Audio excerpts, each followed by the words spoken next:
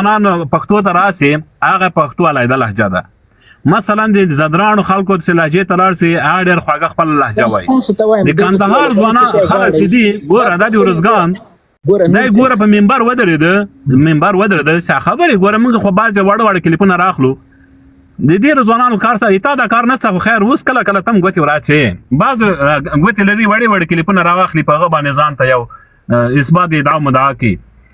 دا ګوره په منبر ودرېده ویې ویلې چې موږ تاسو ته ازادي راوړه موږ تاسو ته مثلا چې کوم شی موږ له وس نه پوره و هغه هم درته وکړه نظام راغی چارې په لاس واخیستلې مثلا پخواني سربازانو ته مو عفوه کړې ده پخواني نظامیانو ته مو عفوه کړې ده تاسې اوس څه شی غواړئ دا خبره وکړه اوس څه شی غواړئ اوس هغه خلکو دا خبره ولې وکړه اوس هغه خلکو پسې بعضې خلکو دوی چې موږ اوس دا غواړو اوس بعضې خلک دی هغه وایي چې زه دا شی غواړم زه وایم ځواک صاحب زه څه وایم زه وایم چې کله کله له معیار نه به خدمت ما ته ډېر مهم وي که چېرته وګورم موږ په جمهوریت کې هم معیار په نظر کې نه و خو لیکن امارت معیار په نظر کې نیولی زه درته وایم خدمت امکان نه لري ګورې تاسو د جمهوریت یو دا نه و زه یو دوستان نه درته ښیم لوګری ورور ګورې ته ټول سیستم د دنیا تر سوال لاندې بیا یې وایي چې معیار وجود ونه لري خدمت مهم دی ګوره خدمت چې دی په یو معیار باندې کیږي یو ساختار او په یو سیستم او په یو سټنډرډ باندې کیږي. اوس دغه ملا صاحب محمد حسن اخوند یو ورځ بل هم داسې غږ وکړله وایي هغه ده وایي ولس ته وایم بغارې وهئ ښه یعنې ته بیا د ما رئیس الوزرا جشته ته بیا نو ولس ته څنګه وایي چې زه ګوره بیا ما درته ویلې چې هغه تلفظ د کلام تلفظ هغه ما ګوره اشتباه اخلو مګه خولې ویلې جمهوریت معیار ته برابر و بیا شل کله جمهوریت څه کې ملاتړ کوي یو من نه چې کله ګوره چې کله وایي ته یو خبره کوي یو ګوته ماته نیسي څلور ځان ته اشاره کوي ته د جمهوریت مدافع زه د امارات مدافع صحیح ده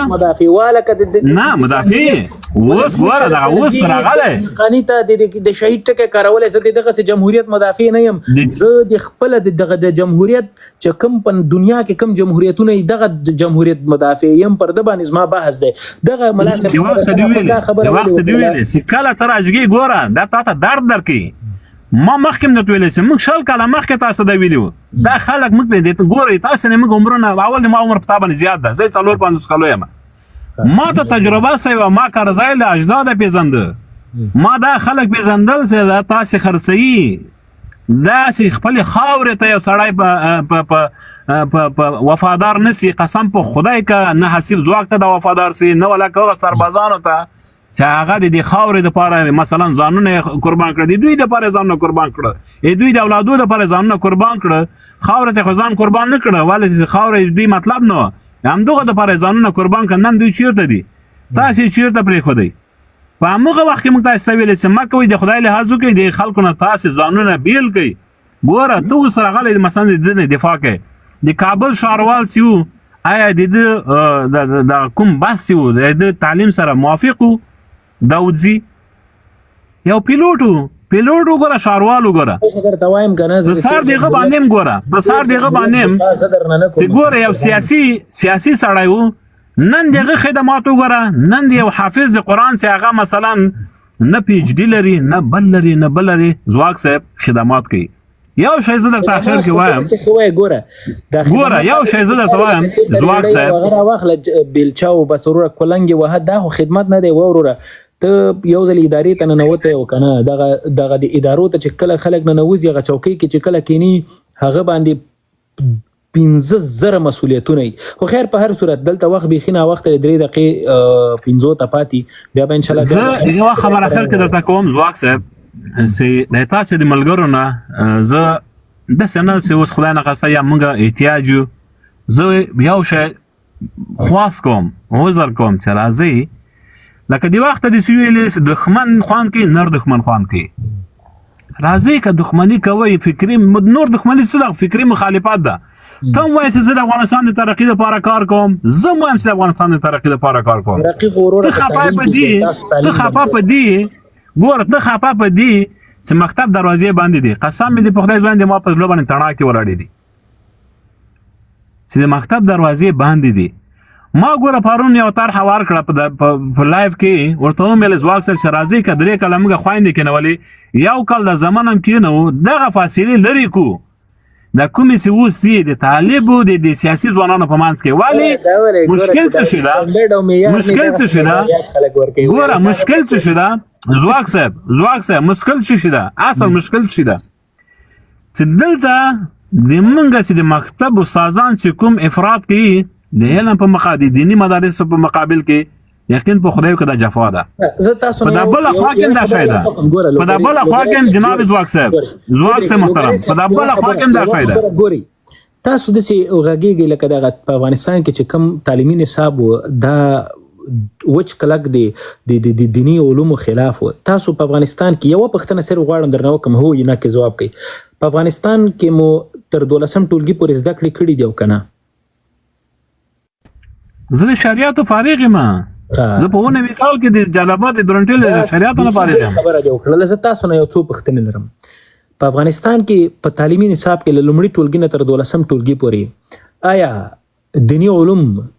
درس ورکول کیږي او کنه؟ په کومه اندازه چې موږ ته ضرورت لرو ناز واک صاحب؟ په کوم اندازه باید موږ ورته ضرورت ولرو؟ لکه تا چې موږ ټول قاریان سو؟ نه ضرورت نه لرو. زما تر 12م ټولګي پورې د قرآن شته، حدیث شته، تفسیر شته، دنیات شته، دا ټول پکې مال وستې دي. بیا په څنګ کې چې کله زه د پوهنتون دورې ته ننوځم، بدبختانه چې ما زده کړې خپل لوړې زده کړې په افغانستان کې نه بلکې له وطن نه بیرون وکړلې. خو په افغانستان کې چې څومره محصلین تاسو دلته ګورئ، که هر پوهنځي کې که طب و که انجینیرینګ و که ساینس و، دوی پکې اسلامي ثقافت درلوده، دوی پکې اسلامیات درلودل، دوی پکې تفسیر درلوده، دوی پکې د حدیث دوره درلودله. یعنی چې موږ نه ټول ملایان غواړي جوړ کړي. خدا خو زه خیر په هر صورت ناوخته دی، ان شاء الله بیا لایف ته راځو. بیا ځواک صاحب ما څه درته ویلی چې دا رقم سي او مشترک سي، لکه د اوس د اسلامي ملکو کې سي دي، دوی نه هم پورې دي مشترک وایي، نه هم نه بعد هر سړی خپل لار اختیاري. عالم که څوک غواړي چې زه یو محدث اوس موږ یو قانوني شیخ الحدیث نه لرو، یو فقهي عالم موږ نه لرو. په ساینس کې وروره ګوله دوی ساینسي علوم وایي او دغه نه به مونځ زده کوي او حدیث شریف او قرآن ترجمه سره له دې خواته ملا نسته ده. بس د ملایان په افغانستان کې دومره ډېر دي، په یو افغان باندې 15 ملایان رسیږي. څه پې وکړو؟ انډول بساتو زبر د خیر سره دا سټانډرډ بدلوم. په هر صورت مننه دغه ذهنیه مفکوره چې زه وایم کدی ته یقینا کار وسی د تاسو ځوانان لګیا سي، یو مشترک منیجمنت جوړ کو، یو ګروپ جوړ کو چې راسو له دغه خبرو نه چې په دوستم غږیږو، له دې خبرو نه چې په چټي خبرو باندې بحثونه کوو، هیڅ ځای نه نسی ځواک صاحب. څومره وخت لایفونه وچلول غیر لدې نه خدای نه خاصه توهین تحقیر سپکې دومره. ګوره دا خو چې دا ګوره ته نه د تاسو مشر په تعلیم باور نه لري، نو دا په دې معنی چې په معنویاتو باندې باور نه لري. څنګه نه درلودای ګوره معنویاتو باندې باور لري. لکه ته چې پی ایچ ډی لري فزیکی کته تغییر نه راولي. زه دلته په لایف کې خلکو نه باډي بلډران نسم جوړولای، ځینې تکواندوکاران او بوکسران نسم جوړولای، خو په دغه لایف کې په معنوي لحاظ باندې ما د زرګونه ځوانانو په فکرونو باندې کار کړی. دوی ته ما ارزښتونه ور وپېژندل، دوی ته ما وطن دوستي ور وپېژندله، دوی ته ما هیواد پالنه وپېژندله، دوی ته ما 2000 نور مسلې ورته په ذهن کې ورپچکاري کړي دي. دا اوس چې دغه کم ځوانان د موږ په لیونو کې کینی، دا هر یوې وچ کلک د پاک ستره وطن دوسته ځوان ده. زه په دوه باندې خبر یم چې دا زه څه کوم، دا په معنوي لحاظ څومره ستر ارزښت ده. مخکې موږ یو دوست 13 ورځ لایف ته راغلی، زما یو ملګری دی، هغه ډېر یو ښکلی مثال راکړه. وی پیغمبر علیه السلام خو اسلام دپاره څه وکړل؟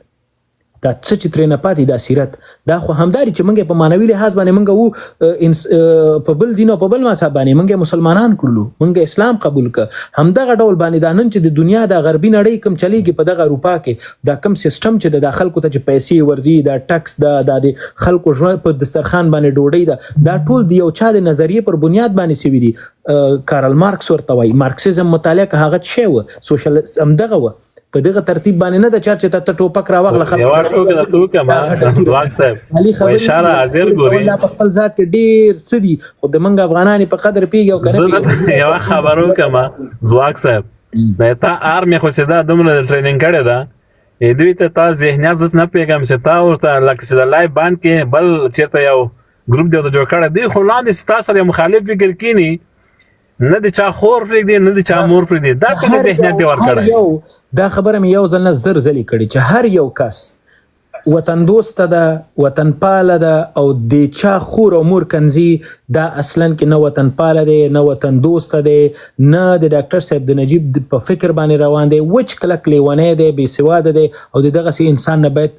لرېوالی اوسي زه هیڅ کله هم د دغسې خلکو طرفدار نه یم ملاتړی نه یم او قسم درته خورم که ما ځکه منافقت کومه کنه یو ورځ به مې دا منافقت لرون ته وځي خو زر ځلې به ما په دغه هلکانو باندې په لایوونو کې غږ کړي چې خدای ته وګورئ قرآن ته وګورئ زما دې تورې ګیرې ته وګورئ چاته کنځا مه کوئ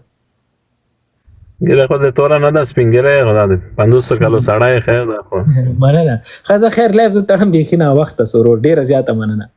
ډېره مننه کور دې ودان چې وخت دې راکړه الله دې عزتمند کړه الله دې خوشحال کړي ښه ملګرو